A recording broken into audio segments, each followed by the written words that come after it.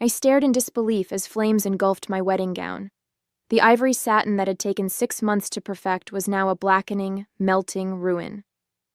Margaret Wilson, my soon-to-be mother-in-law, stood before me in the bridal suite of Cleveland's Grand Pavilion, a lighter still clutched in her manicured hand, her face contorted in triumphant rage. "Now you can't marry my son," she declared, her voice high with hysteria. "Jason needs someone from our social circle, not some nobody from the wrong side of town." She tossed her designer purse over her shoulder, looking immensely pleased with herself. "My name is Valerie Mitchell, and at 25, I never expected to be watching my wedding dress burn 30 minutes before walking down the aisle." My 3 bridesmaids stood frozen in shock, their lavender dresses a stark contrast to the smoldering fabric at my feet. "Mrs. Wilson," I said, my voice surprisingly steady as I reached for my phone, "you have no idea what you just did." She laughed, the sound brittle as glass. "What I did?" "I saved my son from the biggest mistake of his life. You think a community college education and a job at a local advertising agency makes you good enough for a Wilson? My Jason belongs with Melissa Hammond. Her father owns half of downtown Cleveland." I pressed a button on my phone, watching Margaret's face as I did. My bridesmaid Jessica moved quickly to open a window, trying to clear the smoke that was now filling the room. "The wedding's off," Margaret continued, waving her hand dismissively. "I'll just tell everyone you got cold feet. Jason will be upset for a while, but he'll understand eventually." "Are you sure about that?" I asked, turning my phone screen toward her. On it was a live view of the ceremony space, the elegant rows of white chairs, the floral arch at the altar, and the massive projection screen that was now displaying a perfect view of this very room, showing Margaret in all her destructive glory. Her face paled.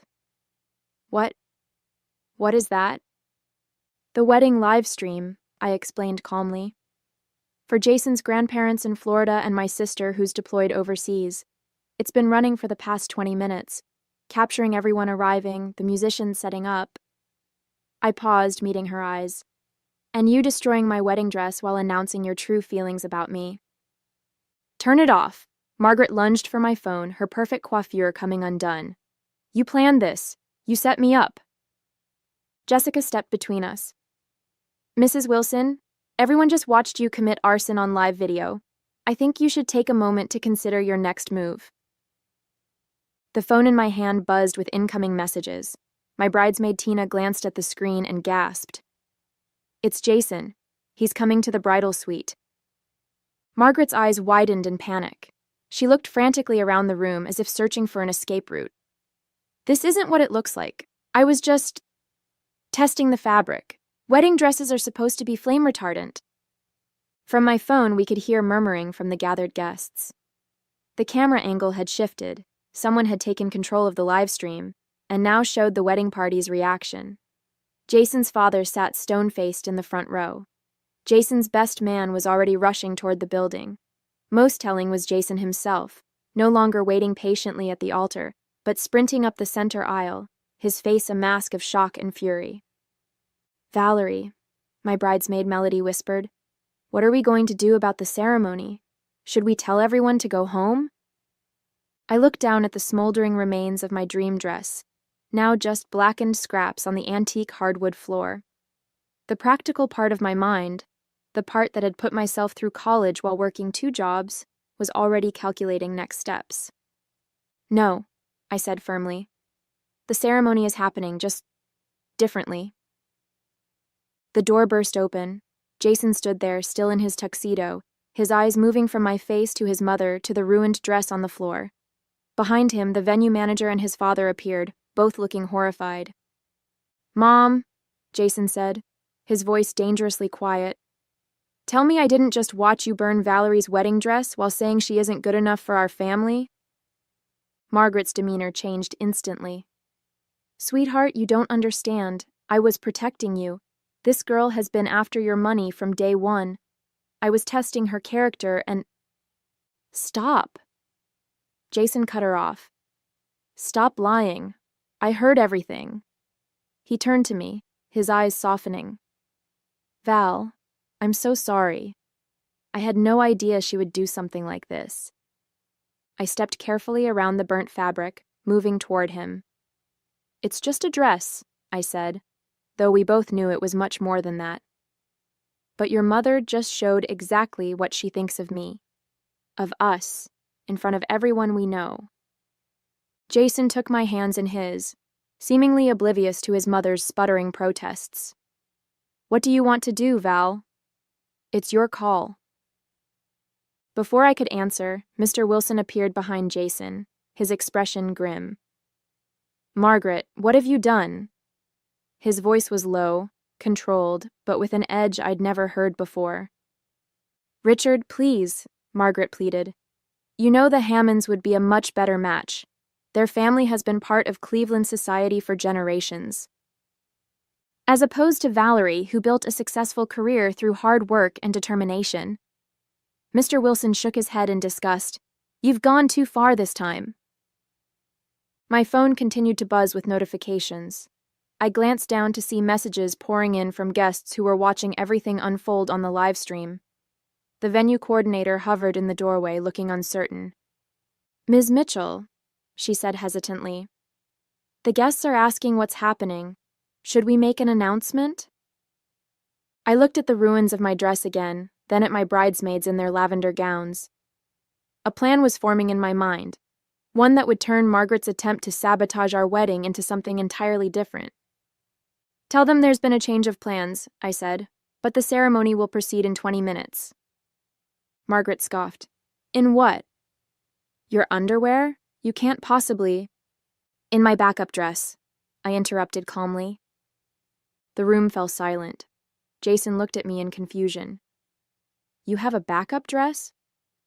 I hadn't, of course, but 6 months of working with temperamental clients at the advertising agency had taught me to always have a contingency plan. Melody, I turned to my bridesmaid. Remember that photo shoot we did for Cleveland Bride last month? Call Eliza and ask if her sample dress is still available. Melody's eyes widened in understanding. The ivory sheath with the lace overlay? It should fit you perfectly. Jason's father stepped forward, pulling out his phone. I'll have my driver pick it up immediately. Where is it located? As they coordinated the dress retrieval, I turned back to Margaret, who stood watching in disbelief as her plan unraveled. You really thought a dress would stop this wedding? After everything Jason and I have been through? But everyone's watching, she hissed, gesturing at my phone. They all saw what happened. Yes, I agreed. They did. And now they'll also see what happens next. I turned to address the camera directly, knowing the guests were still watching. To everyone waiting, thank you for your patience. The ceremony will be slightly delayed, but love always finds a way, even when someone tries to burn it down. A cheer erupted from the phone's speakers, the guests in the ceremony space showing their support. Jason squeezed my hand, pride evident in his eyes. Mom, Jason said firmly, you need to leave. Dad will take you home. You are no longer welcome at our wedding. Margaret's face contorted with rage. You would choose her over your own mother? After everything I've done for you? After what you've done today? Jason countered. Absolutely. The next 20 minutes passed in a whirlwind of activity. While Margaret was escorted out by security, after Mr. Wilson apologetically insisted on it, Eliza from Cleveland Bride arrived with not one but 3 sample dresses. The bridal suite transformed into an impromptu fashion headquarters, with my bridesmaids, the venue coordinator, and even some of the female guests who'd volunteered to help. This one, Jessica declared, holding up an elegant ivory sheath dress with delicate lace detailing. It's perfect for your figure, and we can have it ready in minutes. The venue's seamstress, who had originally been hired just for last-minute adjustments, worked miracle after miracle with safety pins and quick stitches. Meanwhile, Jason had returned to the ceremony space to address the guests in person. Through the live stream, which someone had thoughtfully positioned toward the altar, I could hear him speaking. Today didn't start the way any of us expected, he was saying, his voice steady despite everything. but Valerie and I have always believed that it's not the perfect circumstances that make a marriage work. It's how you handle the imperfect ones together." A round of applause followed his words. I smiled as Melody adjusted the borrowed veil on my head. "There," she said, stepping back to admire her work. "You look absolutely stunning." The dress wasn't what I'd planned to wear when I became Mrs. Jason Wilson, but as I looked in the mirror, I realized it suited me perfectly. Simpler, more elegant, and somehow stronger than my original choice. Like me, adapting to circumstances rather than being defeated by them. Mr. Wilson knocked gently on the door before entering. His eyes widened when he saw me. "Valerie, you look beautiful." He paused, his expression pained. "I want to apologize for Margaret. Her behavior was inexcusable." "You don't need to apologize for her, Mr. Wilson," I replied. "You didn't burn my dress." He nodded gratefully. "Jason sent me to tell you that everyone's ready whenever you are. And," he added with a small smile, "your boss from the agency is here. Apparently he's documenting everything for what he calls the greatest viral wedding marketing campaign Cleveland has ever seen." I laughed. Trust Eddie to see a promotional opportunity in disaster. The advertising world had taught me that sometimes the most compelling stories come from overcoming unexpected challenges. The venue coordinator appeared at the door. "We're ready when you are, Ms. Mitchell. The musicians are prepared, and we've adjusted the lighting to complement your new dress." "Wait," I said, an idea forming. "The live stream is still running, right?" When she confirmed it was, I made a quick decision. "Can we project it in the ceremony space for a few more minutes? I'd like everyone to see us walking from here to there, the whole journey, not just the arrival." 10 minutes later, as my bridesmaids and I made our way through the venue's garden path toward the ceremony space, I knew every step was being broadcast to the waiting guests. Not as a traditional bridal entrance, but as something more powerful. A statement that nothing, not even a vindictive mother-in-law with a lighter, could stop this wedding. As we approached the doors to the ceremony space, I could hear the guests' applause growing louder. Jason waited just inside, his face lighting up when he saw me. "Ready to get married?" he asked, taking my hand. "More ready than ever," I replied, squeezing his fingers. The ceremony that followed wasn't the one we had rehearsed, but it felt more authentic than anything we could have planned. As I walked down the aisle in my borrowed dress, guests rose to their feet, applauding rather than maintaining the traditional, reverent silence. Their faces showed not just the usual wedding joy, but something deeper: respect, admiration, solidarity. Jason's father stood proudly in the front row, occasionally glancing at the empty seat where Margaret should have been. His eyes met mine briefly, conveying wordless support. Our officiant, Pastor Mitchell, no relation though we'd joked about it, improvised beautifully. "Dearly beloved," he began, "we are gathered here today to witness not just a wedding but a triumph of love over adversity. Valerie and Jason have already faced their first challenge as a couple, and they've met it with grace, resilience, and unwavering commitment to each other. During our vows, Jason added lines that hadn't been in our rehearsal.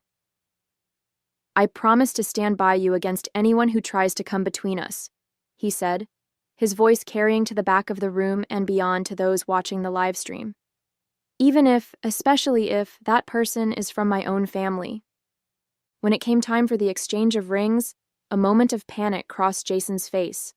The rings had been with his mother during the pre-ceremony preparations. Mr. Wilson quickly stepped forward, producing the velvet box from his pocket. "I took the liberty of retrieving these earlier," he explained quietly. "Just in case." After we were pronounced husband and wife, the celebration that erupted seemed to release all the tension that had built up throughout the afternoon. As we walked back down the aisle, I noticed Eddie, my boss, filming discreetly from the side. He gave me a thumbs up that somehow managed to be both professional and genuinely emotional. The reception that followed in the Grand Pavilion's ballroom had an atmosphere unlike any wedding I'd attended before. Instead of polite conversation and standard wedding rituals, there was an almost festive defiance in the air. Someone had hastily created a custom Snapchat filter, featuring a phoenix rising from ashes with our names underneath. "Your wedding is trending locally on social media," Jessica informed me as we entered the reception. "People are using Nar rising from the ashes and Can't Burn Love." Jason's college roommate Tom, who worked in public relations, approached us with his phone. "The Cleveland Plain Dealer wants a statement. Their lifestyle editor saw the live stream. Apparently her niece was a guest. And they're calling it Cleveland's most resilient wedding."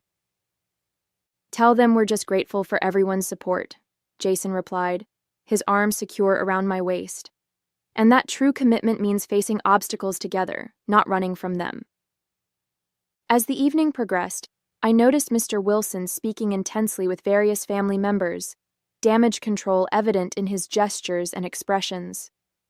Jason's Aunt Diane approached our table during dinner, leaning down to speak privately. "Richard is beside himself," she confided.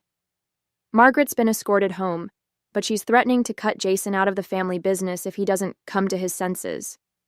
Richard told her that after today, she's the one who needs to worry about her position in the company." Jason squeezed my hand under the table. "Dad's always been the backbone of the family," he said. "Mom just never realized it because he let her think she was in charge." As our first dance began, I couldn't help but notice the empty tables near the front of the room, spaces reserved for Margaret's country club friends, who had quietly disappeared after the incident. In their place, colleagues from my advertising agency had moved forward, filling the void with genuine support. "Mr. Wilson is handling damage control like a pro," Eddie commented, approaching us after the dance with 2 glasses of champagne. "He's personally thanking everyone for staying while subtly letting Margaret's allies know they won't be missed." Jason nodded, watching his father work the room with newfound respect. "I think this is the first time I've seen him stand up to her so publicly," he murmured. 27 years of marriage, and today was his breaking point.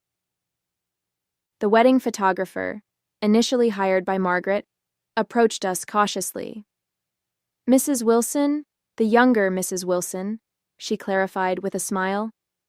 "I've captured some beautiful moments today, but I wanted to ask about the dress incident. Some of the guests took photos. Would you prefer I request they keep those private?" I exchanged glances with Jason before answering. "Actually, I think honesty is the best approach here. This is part of our story now." As if on cue, my phone buzzed with a notification. The short clip of Margaret setting fire to my dress had already been viewed over 20,000 times on a local Cleveland news page. The comments section overflowed with support, interspersed with stories from other brides who had faced difficult in-laws. "You might not have planned it," Eddie said, scrolling through the comments, "but you've started a movement. Standing strong in the face of toxic family relationships is resonating with people." Jason's cousin Mia appeared at our table, her expression a mixture of embarrassment and determination. "I want you both to know that not everyone in the family shares Aunt Margaret's views," she said firmly. "Most of us think she crossed a line that can't be uncrossed." "Thank you, Mia," I replied, genuinely touched. "That means a lot." As the evening progressed, Jason received a text from his father. He read it silently before showing me the screen. "Your mother has locked herself in the guest house. She's demanding I choose between her and that girl. I've informed her that her behavior today has made my choice remarkably easy. We'll discuss next steps when you return from your honeymoon. Proud of you both. Dad." "Are you okay?" I asked Jason quietly, searching his face for signs of regret or doubt. "I'm better than okay," he replied, squeezing my hand. "For years, I watched Mom undermine Dad, belittle you, and manipulate everyone around her. Today, she finally showed her true colors to everyone, not just us. It's like a weight has been lifted." As the reception continued, I noticed something remarkable happening. Guests who had been stiff and formal at the beginning, Margaret's side of the family and social circle, were now relaxing, engaging more genuinely with my friends and family. Without Margaret's watchful eye, The artificial social barriers she'd maintained were dissolving. "Mrs. Wilson?" The venue coordinator approached with an unexpected smile. "There's something you should see." She led us to the entrance of the ballroom. There, prominently displayed on an easel, was a large photo frame filled with dozens of handwritten notes from guests. The heading above them read, "Messages of love and resilience for Valerie and Jason." "Your bridesmaids organized this," she explained. "They asked guests to write messages of support after what happened. 1 week into our honeymoon in the Maldives, the full impact of what had happened at our wedding was still unfolding. Jason and I sat on our private deck overlooking crystal blue waters, scrolling through messages on our phones during our daily check-in with reality. "Dad says Mom's staying with her sister in Cincinnati," Jason said, setting his phone down. "Apparently, Aunt Linda is the only person who still believes her version of events, that she was testing the dress fabric and everyone misunderstood." I smiled wryly, adjusting my sun hat. Hard to misunderstand someone shouting, "Now you can't marry my son," while holding a lighter. The Cleveland media had picked up our story in earnest. What began as a sensational local wedding disaster had evolved into a conversation about toxic family dynamics and standing up for healthy relationships. Several women's magazines had reached out requesting interviews about maintaining boundaries with difficult in-laws. Eddie says the agency has received 3 new client inquiries specifically asking for the team with the wedding dress phoenix. I laughed, showing Jason the message. He wants to know if we'd consider being part of a panel discussion on crisis management when we get back. Jason took my hand, his thumb brushing over my new wedding band. "Only if you want to. We can keep this private if you prefer." I thought about the messages we'd received from other couples facing similar challenges with disapproving families. Maybe our experience can help others. Not the way I planned to start our marriage, but authentic, Jason finished. Like us. 3 months after our wedding, Jason and I attended the Wilson Family Foundation's annual gala, our first major public appearance since returning from our honeymoon. The event, typically orchestrated by Margaret, had been completely reimagined under Mr. Wilson's direction. "Nervous?" Jason asked as our car pulled up to the Cleveland Art Museum. "A little," I admitted, smoothing my gown, a stunning emerald design from Eliza's boutique, who had turned our wedding story into a successful marketing campaign about resilience and second chances. Inside, the atmosphere was noticeably different from previous years. The stiff formality had been replaced with genuine warmth. Mr. Wilson greeted us at the entrance, looking years younger without Margaret's controlling presence. "There they are," he beamed, embracing us both. "The couple who inspired our foundation's new initiative." He guided us toward a display showcasing the Wilson Family Foundation's newest program, Rising Phoenix Grants, for women starting over after difficult life transitions. The foundation logo had been redesigned to incorporate a subtle phoenix motif. "We've already approved funding for 15 women," Mr. Wilson explained proudly, each one rebuilding after challenging circumstances. As we mingled with guests, I noticed Margaret's absence had affected the guest list. Gone were many of the society climbers and status-conscious acquaintances, replaced by people genuinely passionate about the foundation's work. "Mrs. Wilson," a young woman approached, introducing herself as one of the grant recipients. "Your wedding story gave me courage to leave my toxic marriage. Now I'm starting my own business." Later that evening, as Jason and I shared a quiet moment on the museum's terrace, he received a text message. "Mom's coming back to Cleveland," he said, his expression thoughtful. "Dad says she's agreed to counseling if she wants any chance of reconciliation." I squeezed his hand supportively. "Whatever happens with your parents, we'll face it together." "Just like we did with the wedding," he smiled, pulling me close. "Some flames are meant to destroy. Others just reveal what's unbreakable.